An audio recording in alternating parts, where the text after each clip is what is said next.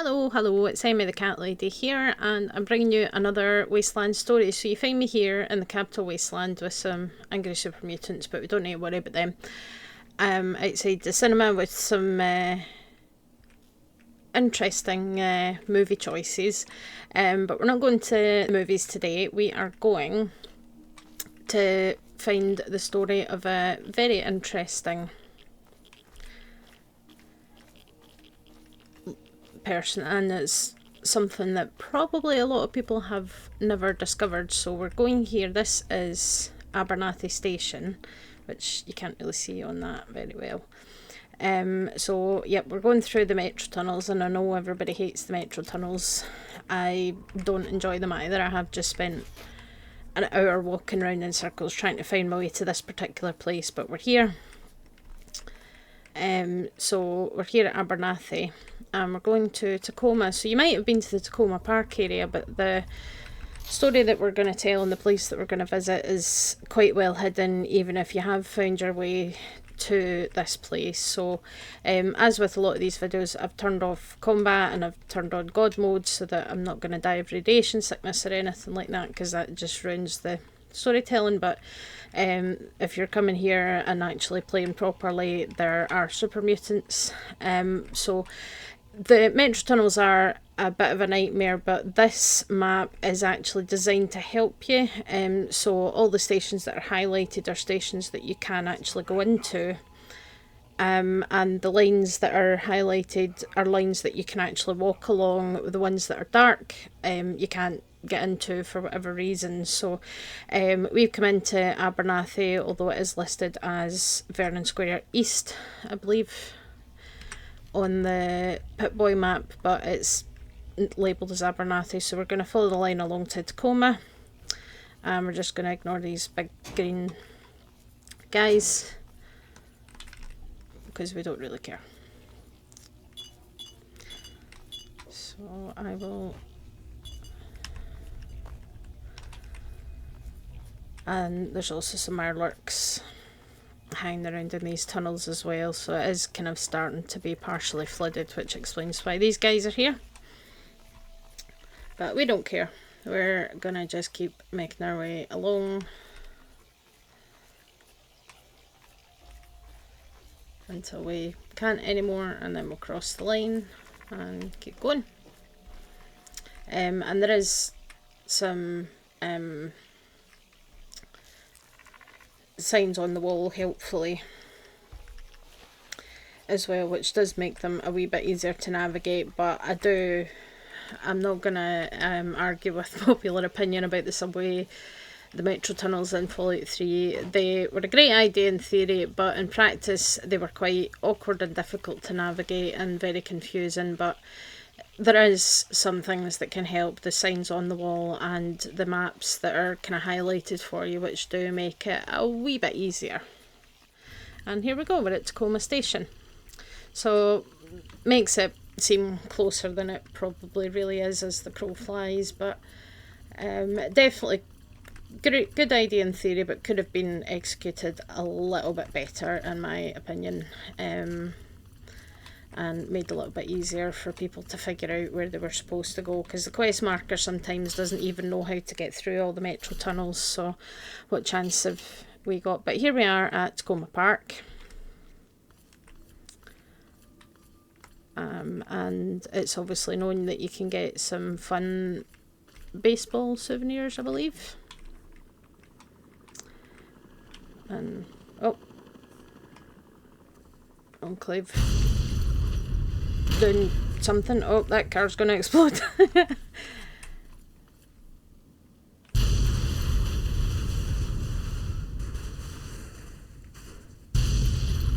Yep, there goes the chain reaction, the usual.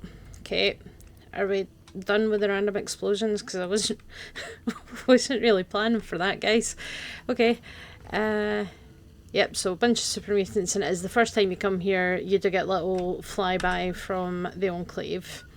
So we want to basically head up this hill, and I am going to try and find the place, because we're not interested in the Enclave, we're not interested in these super mutants either. we are interested in finding a little secret that's basically almost off the edge of the map. Oh, dead mercenary here.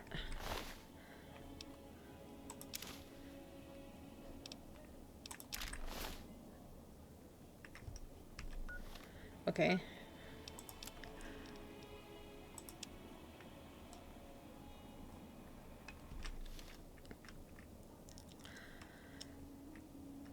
So yeah, one other random little aside is if you come here, there's a bunch of talent company, a bunch of super mutants, and then you come up to this dead mercenary and some first aid boxes. And this button, which basically shells. So you've got a super mutant behemoth over there, and you can just keep dropping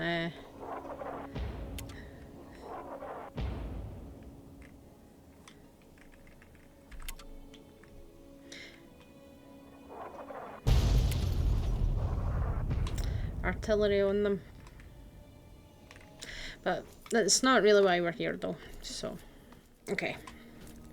So the trick to finding the way out to this place is go into the factory and obviously deal with all the mutants and stuff, and you want to come up these stairs where there's some planks and a whole bunch of abraxo cleaner and then a wall, and it's going to be a door in the north wall of the factory. And then we'll come out here and we'll go down these stairs, and there will be more mutants and traps and stuff, so you know this is a dangerous place to be.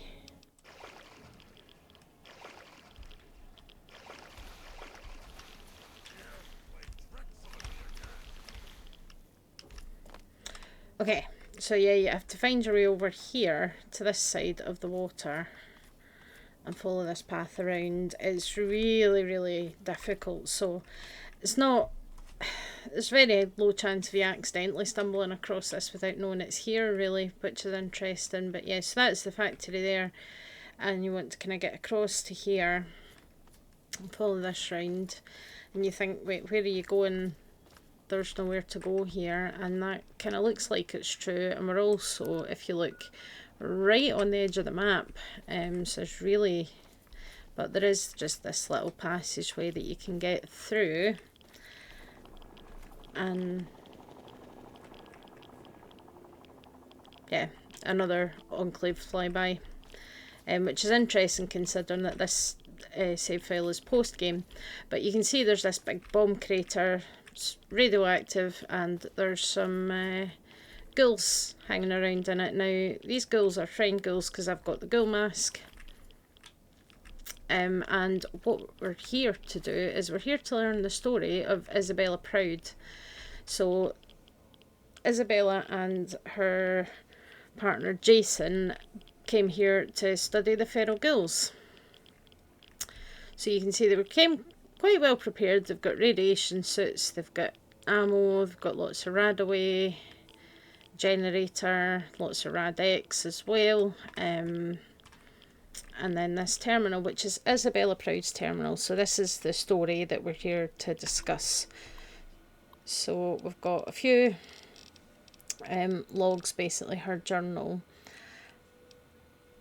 So day 45. Jason found a terminal suitable to our needs in the nearby ruins. With some work we may be able to move this workstation closer to where our research has been taking place.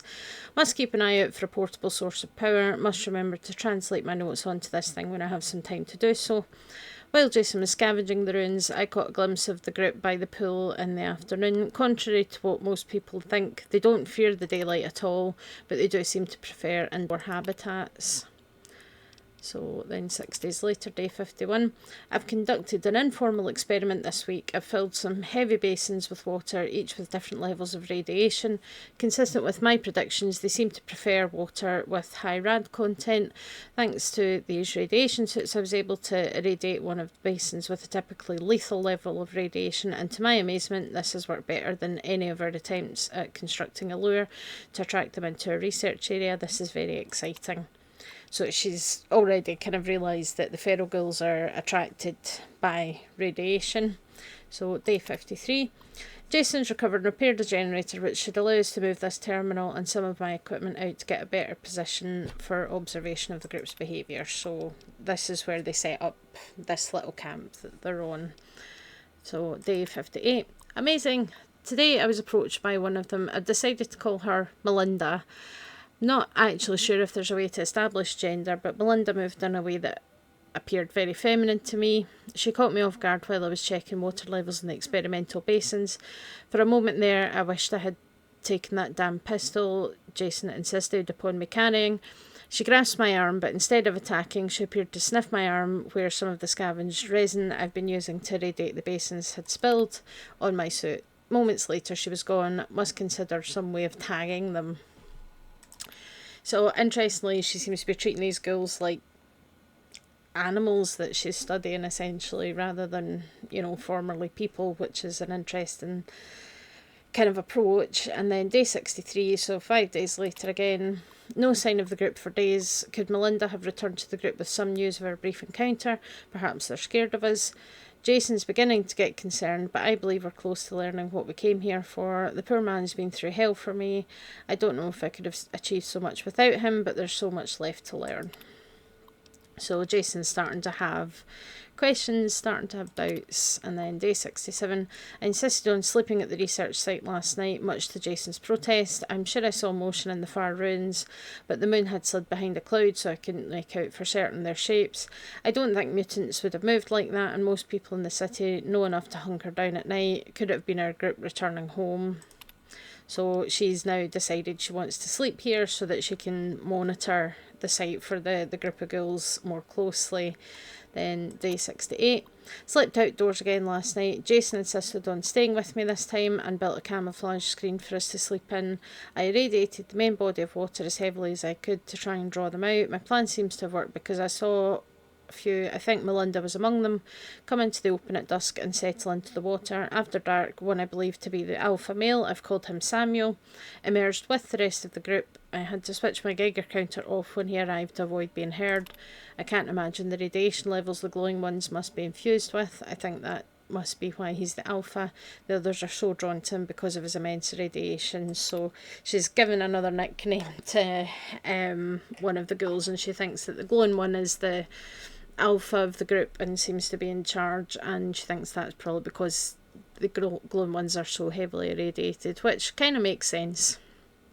And then day 75, I need to make contact again. I've coated my suit in resin and we'll try approaching the group tomorrow at dusk. Observation hasn't revealed anything new. Direct contact is required if I'm going to continue to learn about them.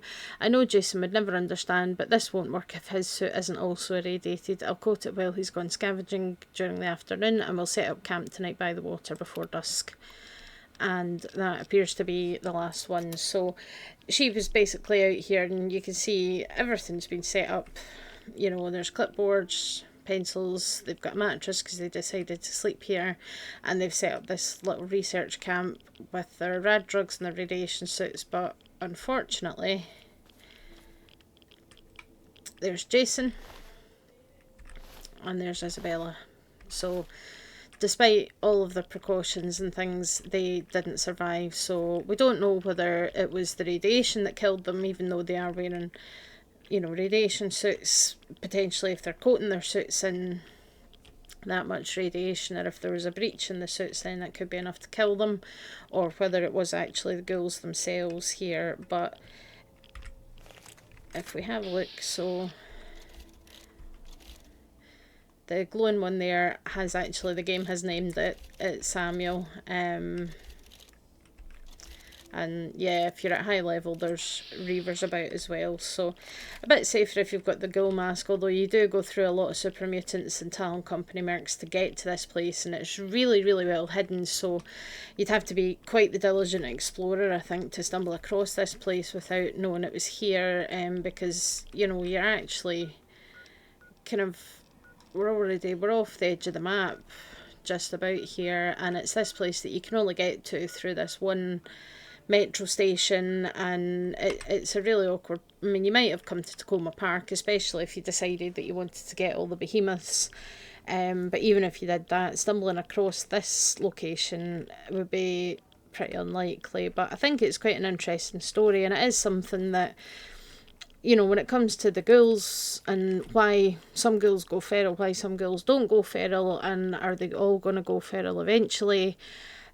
Can that process be reversed? And that's a topic that's come up again since the TV show, where it does seem that somebody has invented something to kind of delay the fertilization process, because we know that the Ghoul, Walton Goggins' character, was making use of that, and it was obviously a hot selling item for somebody to be able to source.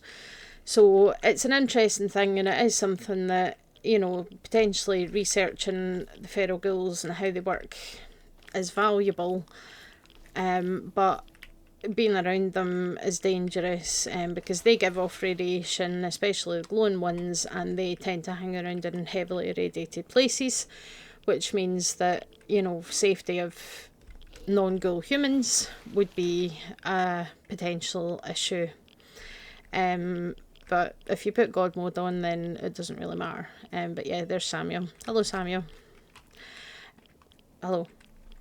I have the Ghoul mask, so the ghouls themselves wouldn't be an issue, but without God mode, the radiation would eventually get the better of you. So if you do plan to come here and see it all for yourself, be prepared. There's a lot of mutants, there's a lot of Talon Company, and there's a lot of radiation around. So but yeah, so here's Isabella and here's Jason. So unfortunately their research got cut short because either the irradiated resin was too much for the suits to blow up completely and that killed them, or the ghouls got wind that they weren't other ghouls and they attacked and killed them.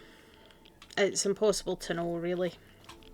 But yeah, interesting little camp, and obviously if you're looking for a radiation suit for yourself, or if you're in the market for some Radaway and Radex, then there's a nice little stash here that you'll probably find useful, as well as some 10mm rounds. So yeah, I say it's one of these. It's one thing that I love about Fallout 3 is the little hidden stories that you can just find, and they're all kind of hidden away and stumble across, because I didn't know about this until I saw it in another video that it was a thing, and it's something, this one is really well hidden, that, you know, to accidentally stumble across, it would be pure luck if you were really digging into kind of covering every single inch of the map, because this place, it doesn't really look like you should be able to kind of get in here.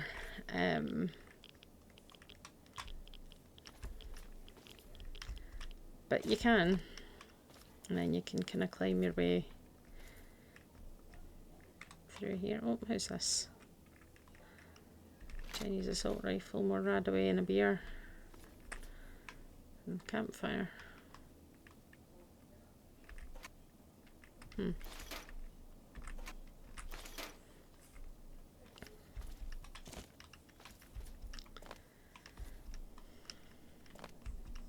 But yeah, it's an awkward one to find. It's an awkward one to find, this location.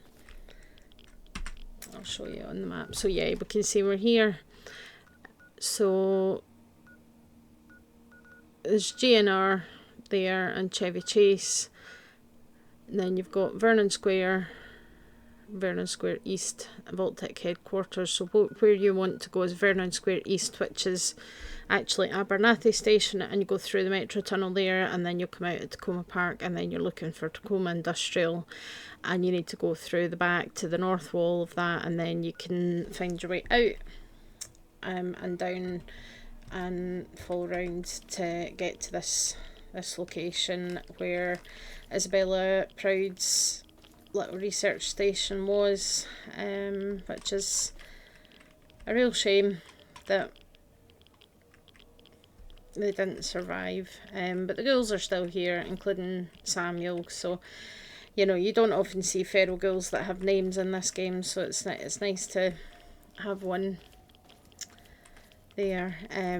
But obviously if you don't have the ghoul mask, be prepared, and at any rate you definitely want to have some radiation chems on you if you're going to come here yourself.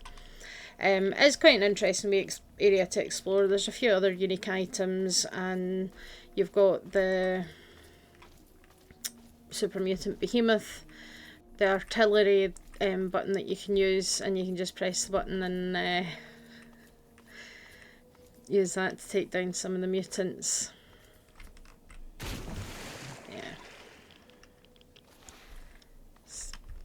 Yeah, so the way you have to go is you have to get across the water and go through there underneath the pipes and things, so it's not exactly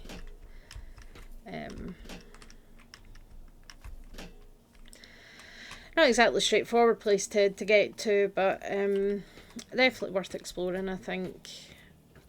And yeah, it gives us a wee bit of an insight into some of the behaviour of feral ghouls, and it's just a shame that Isabella couldn't get much more information, because unfortunately she has met her demise. So let me know if you found this yourself, or if you knew about this before watching this video, and what you think of it.